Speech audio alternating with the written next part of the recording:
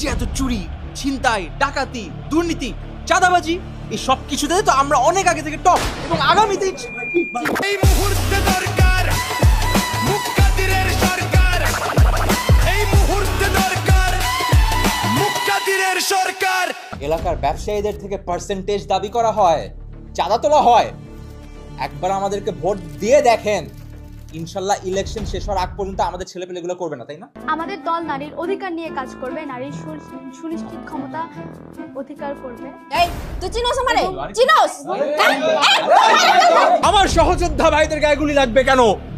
দেশ নিরাপত্তাহীনতায় ভুগবে কেন? আগামীকালকে আমরা দলবদ্ধভাবে বাংলাদেশে একটা সুন্দর ড্রোন শো উদযাপন করব। আর কোনো মা যেন তার সন্তান না হারায়।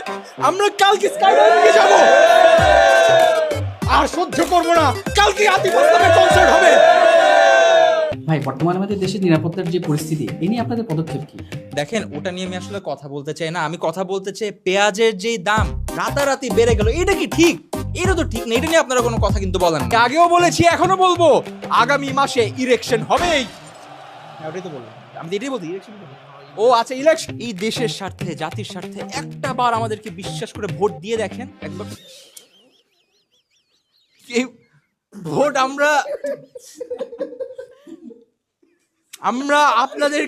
আপনার মতো মানুষরাই কিন্তু 52 চেতনার বিরোধী। এই যে মেয়েটা, এটা 71 বিরোধী। ওরা জুলাইয়ের চেতনা বিরোধী, উনি অগস্টের চেতনা বিরোধী। এই যে আপনি কোথায় যাচ্ছেন? আপনি তো 24-এর চেতনা বিরোধী। আমাদের কত সহযোদ্ধা, তাদেরকে আমরা হারিয়ে ফেলেছি। কত মা তাদের সন্তান হারিয়ে তাদের বুক খালি হয়ে গিয়েছে, বলতে পারবো না। দেশে এরকম পরিস্থিতি শুধু ইলেকশন না, এটা আপনাদের ভোট আমাদের খুবই দরকার। প্লিজ ভোট দেবেন। বিরোধী দলের যদি আপনারা ইতিহাস ঘেটে দেখেন, অবাক হয়ে যাবেন। কি নোংরা রাজনীতি, কি দুর্নীতি। আপনাদের দলের কর্মীদের নামেও তো 120টা মামলা আছে। আপনারা অতীত নিয়ে পড়ে থাকলে হবে? আমরা কি আগাবো না? সারাক্ষণ অতীত নিয়ে পড়ে, এই জন্য বাংলাদেশ আগাইতে পারে না। উনি আমাদের দলের নেতা নন, উনি অধিনায়ক, উনি ইউটিউবের জনক, উনি এই দেশের সবচাইতে সুচরিত্রবান পুরুষ। যাই হোক, আমরা আবার ইয়াতে আসি।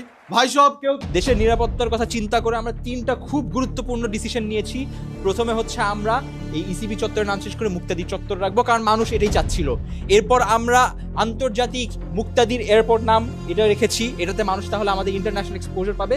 এবং তৃতীয়ত, নিরাপত্তার জন্য সবচেয়ে ইম্পর্টেন্ট, পুলিশের কাপড়ের রং চেঞ্জ এবং পিঙ্ক কালারের হাফ প্যান্ট, যাতে পুলিশ ভালো পারফর্ম করে।